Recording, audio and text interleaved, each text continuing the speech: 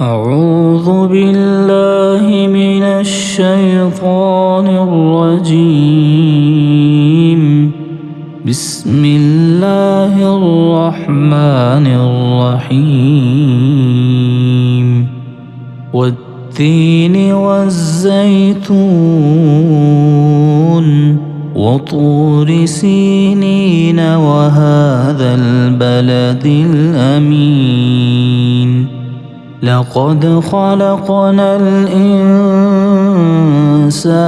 في أحسن تقويم ثم رددناه أسفل سافلين إلا الذين آمنوا وعملوا الصالحات فلهم أجر غير ممنون.